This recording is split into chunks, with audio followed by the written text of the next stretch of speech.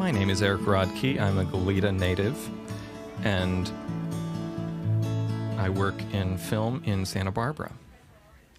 My relationship to climate change advocacy is a bit of a journey, because growing up in Santa Barbara, growing up in Goleta, I kind of took climate change advocacy and environmentalism for granted, and felt like maybe it isn't all that important. Growing up in the 90s in a group of my peers that were more conservative than I was, and I was fairly conservative growing up. And yes, many things have changed in the last 30 years. For me and for the world. And so, but one of the interesting things for me was moving away from Santa Barbara and living for the better part of 3 years in Indiana, Bloomington, Indiana, which is a blue enclave in a red state. And suddenly, things that I thought, well, do we really need smog checks? Do we really need, aren't they kind of nuisances and this and that and the other thing? Do we really need environmentalism? And then I went and lived in Indiana, and the state reeked of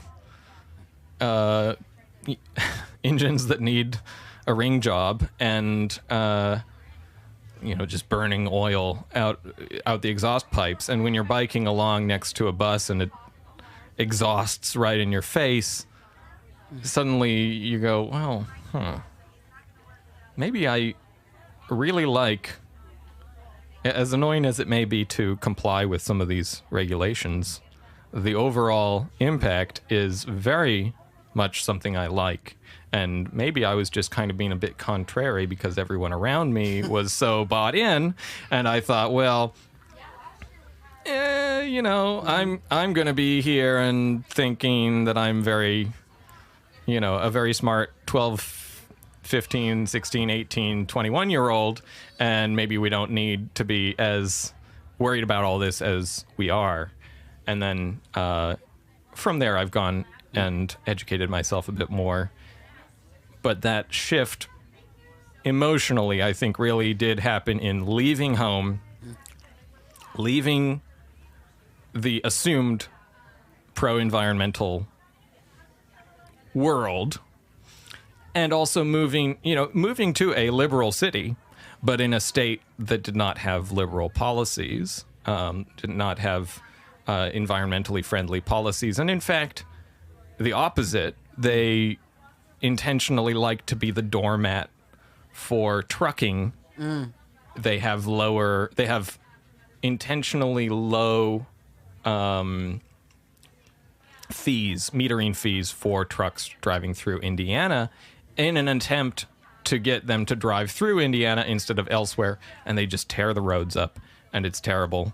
And you're always surrounded by semi-trucks. And I also, I also had the frustrating experience of desperately wanting to get to Indiana by train. I thought, I can get from Santa Barbara to Bloomington, Indiana by train. How hard can that be? Well, not quite impossible.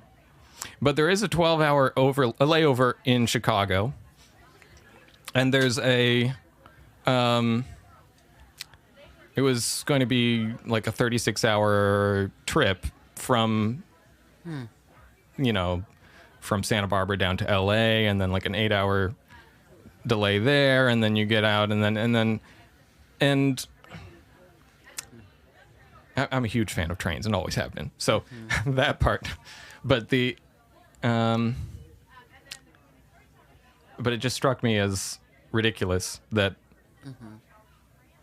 on top of all of that, you have to pay for the pleasure of going further on the train. Each leg that you pay, there's no bonus for putting yourself through more hardship. You don't get a break because I'm having to stay over 12 hours in Chicago. Where am I going to be in the station? Am I going to be in the anyway? Yeah. And then the kicker was the station in Bloomington doesn't even do passengers. So you would have to go to Indianapolis and then hitch a bus. Yeah. Or go to the airport, which is where the shuttle goes from airport to Indianapolis. The shuttles from Indianapolis to Bloomington were run by private companies, and you would think that they would stagger their schedules so that it's like, oh, this hour this bus comes, this hour this bus comes. No, they would arrive within 20 minutes of each other, and then there would be a 2-hour gap where there are no buses. I don't know. It just all was insane. So yes, living a bit in that hardship. Yeah. And trying to do, being very willing at, just out of college. My time, I'm happy to take the train from A to B, even if it takes way longer. But when it takes longer and costs more than an airline ticket, and it still doesn't even get you close to your destination, kind of a tough pill to swallow. And when then looking into the history of that and going, well, it's not so much that we subsidize trains and we don't subsidize everything else. We subsidize everything. We just subsidize trains the least and have historically subsidized them the least. Through an accident of, post-World War II, the Army surplus gave a huge boost to truck and bus and air transport industries. Yeah. And I know that now I recently read and then quickly heard that Pete Buttigieg is the department, the head of that, the transportation, that they're really focusing on 2 trains, bullet trains, right? Like high speed trains. And that was exciting to me because I think it's Mexico. I really appreciate that Mexico's GDP and Mexico's forethought is like moving a lot faster. Innovation's moving a lot faster, and they're doing that train that's now going to be competing with the Panama Canal.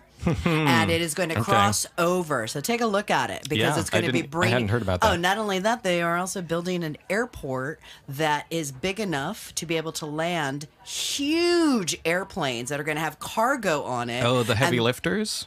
The heavy lifters. So semi lighter than air?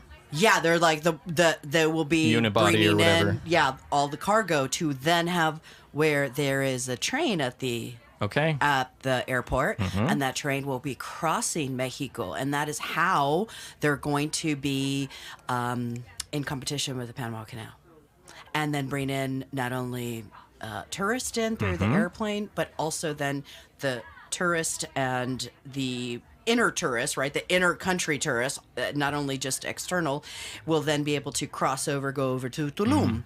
And go to the Caribbean side, and then be able to come back in a very efficient, quick way. And and I think because of what's occurring in Mexico, I'm seeing that there's a lot more movement in the States. But like, oh yeah, look what they're doing. And Panama, are we going to get shown up by? Well, and also we can still get percentage of money from Panama Canal. Right. Revenue goes down, and that one goes up, and it's like. Yeah. Anyway, I know, and since you love trains and I love trains, and I really do believe that trains is one of the ways that we can have better transportation and reduce our impact on the environment, and also be able to see nature. Like there's like moments like I love seeing that on the train and just like, oh my gosh, and I don't have to drive and be stressed out. So it's a win-win-win. And I really appreciate that you brought that in, but I also can see that they gave me that signal because the next people are I'm sure wanting to come in. I am a huge fan of trains, and I think that trains, if we invest in them, people will be excited by them. Exactly. Because, and light rail too. Yes. I think Santa Barbara, please reinstall the light rail that went up State Street in the 1880s through the 1920s. Thank you. Yeah. This is the end of my TED Talk. But thank you so much. Absolutely. The end of the TED Talk. We have all received a gift, an expected or anticipated gift for a birthday, anniversary, retirement. Each time we receive that gift, whether it meets our expectation, we feel something. Happy, sad, disappointed. The gifts that are unexpected, unconditional, small or large, have the potential of changing the trajectory of a life. Someone pays for your groceries when you're out of money, leaves you a big tip just when you think you can't afford your rent. Those are the gifts that ease our fears, make us grateful, and want to help others. This is a space where we share how those gifts, big or small, make a difference and change our lives. Welcome to the Starfish Connection.